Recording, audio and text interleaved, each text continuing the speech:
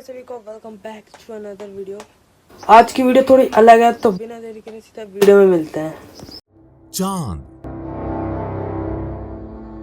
पूरी दुनिया जहां जाने की कोशिश कर रही है वो है चांद।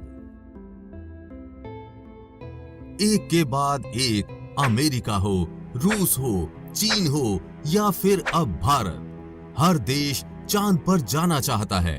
लेकिन आपने कभी सोचा है कि आखिर चंद्रमा की दुनिया कैसी है? चांद पर मिट्टी है या पत्थर, समुद्र है या नदियां, पहाड़ हैं या रेत के मैदान, पानी है या बर्फ?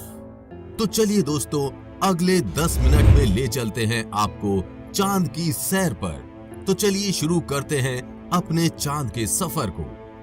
धरती से चांद की दूरी 3,84,000 किलोमीटर है।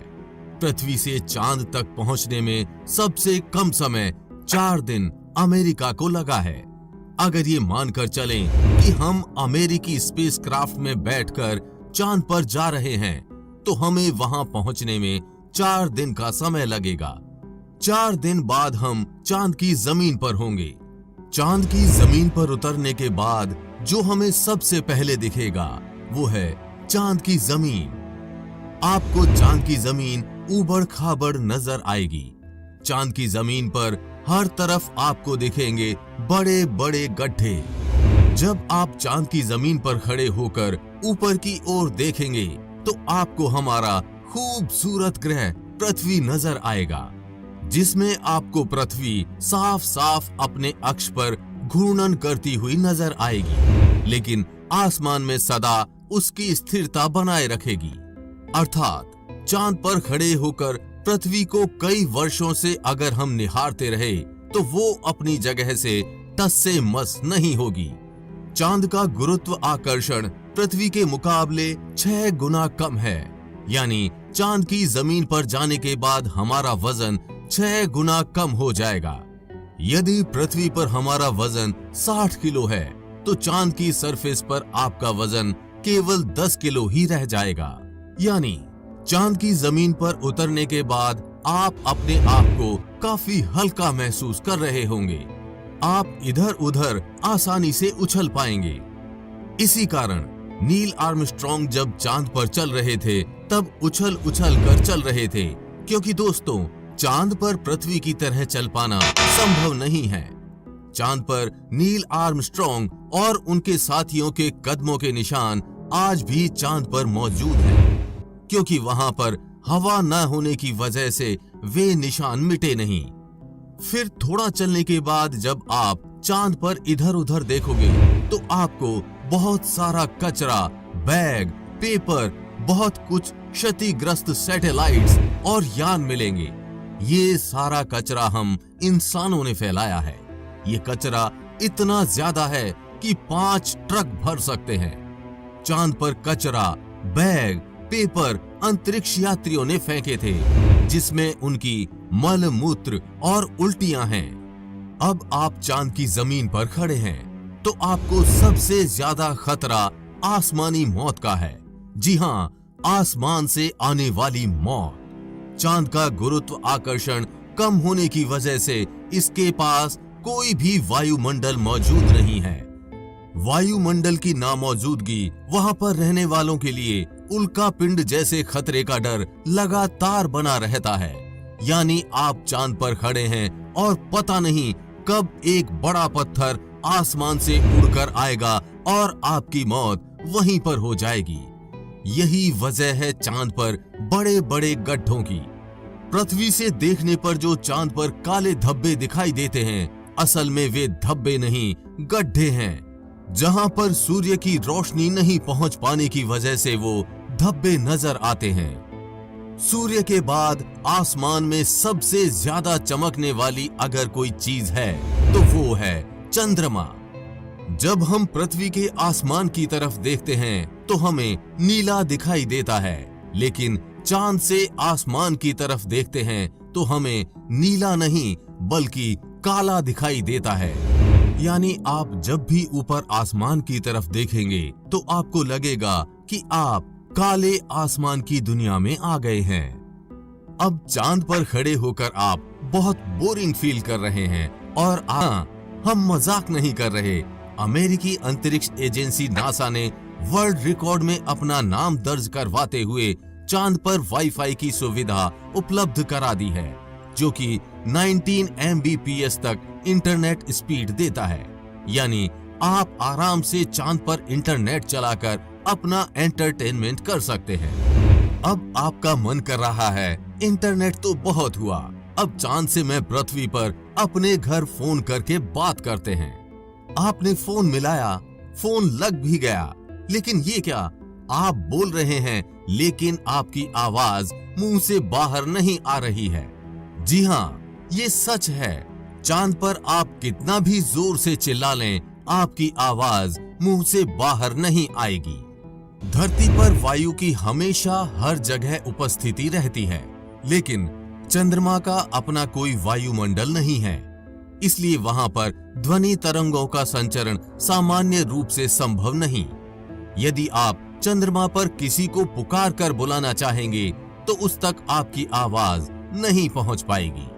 परंतु चंद्रमा पर एस्ट्रोनॉट्स प्रेशराइज्ड स्पेस सूट में रहते हैं, जिसमें ऑक्सीजन व नाइट्रोजन भरकर कृत्रिम रूप से वायुमंडलीय दबाव बनाया जाता है। इसलिए वे सूट में बात कर सकते हैं और उसमें लगे माइक्रोफोन की मदद से किसी अन्य व्यक्ति तक भी अपनी बात पहुंचा सकते हैं। इस तरह से चंद्रमा पर टेलीफोन के काम करने में तो कोई समस्या नहीं है, लेकिन आपको ध्वनि को अपने मुंह से माइक्रोफोन तक पहुंचाने के लिए किसी माध्यम जैसे वायु की आवश्यकता पड़ेगी, जो कि स्पेस सूट अथवा भविष्य में किसी हैबिटेट में ही संभव है।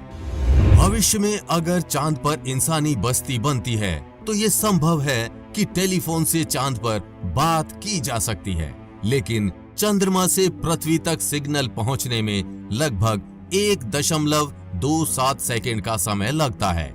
इसलिए पृथ्वी से संपर्क के दौरान आपको रुक रुक कर बात करनी पड़ेगी। अब चांद पर हमको रहना है, तो अब बात करते हैं चांद पर दिन और रात के बारे में। चांद को पृथ्वी का एक चक्कर लगाने में 27.3 दिन लग जाते हैं और अपने अक्ष पर भी एक चक्कर लगाने में इतना ही टाइम लगता है। यही वजह है कि चांद पर हमें एक बार में एक ही भाग दिखता है, दूसरा भाग छिपा रहता है। वहीं चांद पर एक दिन करीब 14 दिन का होता है, रात भी इतनी ही लंबी होती है। लिहाजा चांद की सतह पर मौजूद वस्तुओं पर रात और दिन का बहुत ज्यादा असर होता है। रात में चांद का तापमान लगभग -153 डिग्री तक गिर जाता है, जबकि दिन में तापमान 180 डिग्री सेल्सियस तक बढ़ जाता है। फिर चांद के अलग अलग हिस्सों की स्थितियां भी अलग अलग होती हैं। माना जाता है कि चांद का साउथ पोल ज्यादा ठंडा होता है। रात तो वहां पर इतनी ठंडी होती है कि पृथ्वी का कोई भी मनुष्य शायद ही उन हालात में रह पाए। बस्तियां बनाने की कल्पना तो दूर की बात है। अगर वैज्ञानिकों की माने तो चांद के साउथ पोल पर दिन में भी तापमान ज्यादा गर्म नहीं होता है, लेकिन रातें बहुत ही ठंडी होती हैं। समय गुजरने के साथ ही ये गिरता है और बर्फ जमने लगती है, जो कि यहाँ इस क्षेत्र में रहने की स्थितियों को और भी भयानक बना देती हैं। इन्हीं भयानक स्थितियों के चलते चांद पर अब तक जितने भी मिशन गए हैं वो सब उत्तरी इलाकों में गए हैं। रात में हमें जो चांद चमकता हुआ नजर आता है, लेकिन आपको जानकर काफी हैरानी होगी कि चांद की अपनी खुद की कोई रोशनी नहीं है। जो चांद पर रोशनी नजर आती है वो सूरज से आने वाली रोशनी का रिफ्लेक्शन है। यानी हमें सूरज रोशनी देना बंद कर दे तो चांद हमें कभी नजर नहीं आएगा। चांद पृथ्वी के चारों तरफ घूमते वक्त अपना एक ही हिस्सा पृथ्वी के सामने रखने के कारण चांद का दूसरा हिस्सा आज तक पृथ्वी के किसी भी मनुष्य ने नहीं देखा है। दोस्तों, चांद पर मौसम नहीं पाए जाते हैं, क्योंकि परिक्रमा के दौरान चांद अपनी धुरी पर सिर्फ 1.54 डिग्री तक तिरछा होता है, जबकि पृथ्वी 23.44 डिग्री तक झुकी होती है। इस वजह से दो बातें होती हैं। एक ये है कि चांद पर पृथ्वी की तरह मौसम नहीं बदलते, और दूसरी बात ये है कि चांद के ध्रुवों पर कई ऐसे इलाके हैं जहां कभी सूरज की रोशनी या किरणें पहुंच ही नहीं पाती हैं। यानी घूमते हुए अगर आप चांद के इन इलाकों में पहुंच गए तो बेहद ही भयावह नजारे होंगे। पृथ्वी की वजह से चांद पर मौसम नहीं बदलते, लेकिन चांद की वजह से पृथ्वी पर मौसम बदलते हैं। ये इंटरेस्टिंग फैक्ट आगे आप वीडियो में जानेंगे। पृथ्वी से गोल दिखने वाला ये चांद असल में गोल नहीं बल्कि अंडाकार है। हमारी धरती से हर साल चांद 1.5 सेंटीमीटर दूर खिसकता जा रहा है। हमारे सौर मंडल में कम से कम 135 चांद और भी हैं, लेकिन किसी पर जीवन का अस्तित्व नहीं है। पृथ्वी पर भी आज अगर जीवन संभव है तो सिर्फ चांद के कारण। कैसे? वो ऐसे कि जब पृथ्वी से थिया नाम का ग्रह टकराया तो धरती 23.5 डिग्री तक झुक गई थी, और अगर उस समय चांद ना बना होता तो ये फिर से सीधी हो जाती। चांद के गुरुत्वाकर्षण के कारण ही धरती अब तक झुकी हुई है। इसी झुकाव के कारण धरती पर अलग अलग तरह के मौसम पाए जाते हैं। यदि चांद ना होता और धरती सीधी हो जाती तो दिन और रात दोनों बराबर यानी कि 12 घंटे के होते, और दोनों ध्रुवों पर बर्फ ही बर्फ होने के साथ भूमध्य रेखा का क्षेत्र आग से झुलस रहा होता। आपको चांद का ये डरावना लेकिन जानकारियों से भरा सफर कैसा लगा? हमें कमेंट बॉक्स में लिखकर जरूर बताएं। जी गाइस, कैसे लगे आपको वीडियो कमेंट में जरूर बता देना, और वीडियो को लाइक कमेंट शेयर सब्सक्राइब भी जरूर कर देना। मिलता है नेक्स्ट वीडियो में, तब तक के लिए गुड बाय।